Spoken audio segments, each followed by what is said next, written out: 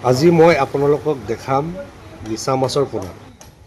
চিংড়ি মাছৰ পোনা এনেকৈ আপোনাৰ নাৰ্চাৰীত ৰখা হৈছে। এইটো নাৰ্চাৰী বুলি কয়। আপোনাৰ যদি গলদা চিংড়ি মাছৰ পোনা লাগে আমাৰ লগত যোগাযোগ কৰিব। মাছ আপোনালোকক মই দেখাই আছোঁ। চাওক গলদা চিংড়ি মাছৰ পোনা। যদি আপোনাৰ লাগে আমাৰ লগত যোগাযোগ কৰিব। গলদা চিংড়ি মাছৰ পোনা গোটেই অসমত ছাপ্লাই হৈ যাব।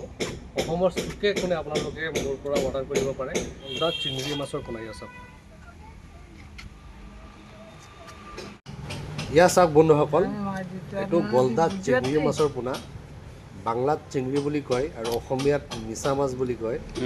গলদা মিছা মাছৰ পোনা ধুনীয়া, বহুত স্পীড আৰু বহুত বেষ্ট কোৱালিটিৰ মাছৰ পোনা। ইয়াত চাওক কিমান স্পীড।